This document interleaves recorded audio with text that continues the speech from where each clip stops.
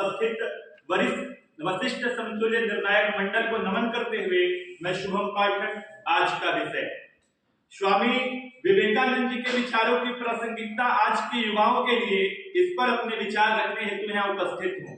कहीं कोई त्रुटि हो तो क्षमा करें, क्षमा प्रार्थी हूँ। मान्यवर, जब बात युवा की आती है तो युवा कहते हैं कि वायु के समान होता है। वायु जब पूर्वायु के रूप में चलती है तो सबको अच्छी लगती है, लेकिन यही वायु जब अपना वेग बढ़ा करके आंधी के रूप में चलती है और सबको तहस नहस कर देती है तो वह किसी को अच्छी नहीं लगती। युवा में वह शक्ति है कि वह विश्वकर्मा बन करके पूरे विश्व का निर्माण कर सकता है। अब बात आती है कि स्वामी विवेकानंद जी के विचारों की क्या प्रासंगिकता है आज के युवाओं के लिए। मैं कुछ महत्वपूर्ण पॉइंट निकाल करके लाया हूं। आज हम लोग जो पढ़ाई करते हैं 6 महीने में कम से कम उसको 3 बार पढ़ते हैं, और जब फाइनल सेमेस्टर एग्जाम की बात आती है तभी देखने को मिलता है कि कई विद्यार्थी चोरी करते पाए जाते हैं। क्यों? क्योंकि वह स्मरण शक्ति उनकी छीन होती जा रही है। एक समय था जब बिना एआई बिना कंप्यूटर के लोग भारत के युवाओं ने बड़े बड़े इतिहास रच डाले। आज सब कुछ होने के बावजूद हमारी स्मरण शक्ति पिछड़ रही है। स्वामी विवेकानंद जी के जीवन से जुड़ी वो घटना याद आती है जब वह लाइब्रेरी जाते थे और प्रतिदिन एक बुक इशू करवाते थे, उसको पढ़ते थे और अगले दिन उसे जमा करके दूसरा बुक ले जाते थे। तो लाइब्रेरियन वहां का बहुत आचंबित हुआ, जिसका नाम डॉक्टर प्रोफेसर डायसन था। वह मन में सोचा कि कौन सा युवा है जो आता है और बुक ले जाकर केवल एक दिन ले जाता है, फिर दूसरे दिन जाकर जमा कर देता है, कहीं दिखावा तो नहीं करता है। इस दिन उन्होंने विवेकानंद से पूछा और विवेकानंद ने कहा कि आप जितने बुक मैंने आज तक ले गए उसमें आप कहीं भी कोई भी पृष्ठ आप खोल करके पूछ लीजिए, मैं बता दूंगा। तो स्वामी विवेकानंद जी ने सभी चीजों का सही उत्तर दिया। आगे आती है, हम उस देश के लोग हैं जो कहते हैं कि एकता, स्वतंत्रता, समानता रहे, देश में चरित्र की महानता रहे।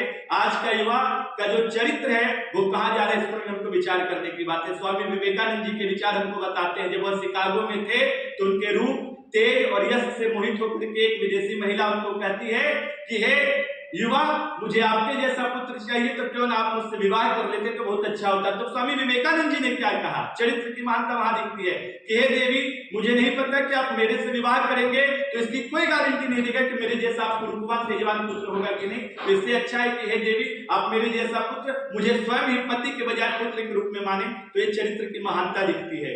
आगे ईमानदारी की बात आती है। जब स्वामी जी जापान यात्रा में थे तो रेल यात्रा कर रहे थे, एक स्टेशन पे उतरे, कुछ पैसे दिए और सामान लिए और वहां से निकल पड़े। उनसे भूल यह हो गई कि जो पैसे बचे थे वह ले नहीं पाए। तुरंत वहां का जो जापानी व्यक्ति था, दुकानदार, उनको टोकता, बोलता है अरे महानुभाव, अपने पैसे लेते जाओ। स्वामी जी को पैसा दिया और कहा कि यदि मैं आपको आज पैसा नहीं देता तो आपके मन में यह रहता कि पूरे जापान के जो लोग हैं बेईमान हैं। तो वहां से स्वामी जी को लगा कि हर व्यक्ति को ईमानदार होना चाहिए, क्योंकि एक व्यक्ति के ईमानदार होने से पूरा देश ईमानदार हो सकता है और एक व्यक्ति के बेईमान होने से पूरे देश को लोग बेईमान सोच सकते हैं।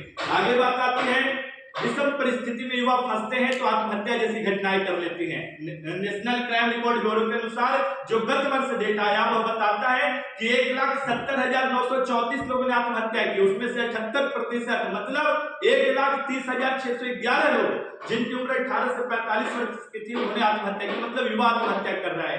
स्वामी जी का जीवन बताता है, जब वो धर्म सम्मेलन में गए थे तो उनको लोग पीछे करने के लिए इतना प्रयास किए, लेकिन वो परेशान नहीं हुए। उन्होंने अपनी बारी का इंतजार किया और 2 मिनट का सुन के जो उन्होंने भाइयों बहनों कहा उसी से 2 मिनट तक तालियां बजती रही। तो स्वामी जी हार नहीं मानी। तो यह बताता है कि हमको कभी हार नहीं मानना है, विषम परिस्थिति में तनाव नहीं लेना, अपना मेहनत करना है। और अंत में आता है सर्वधर्म संभाव।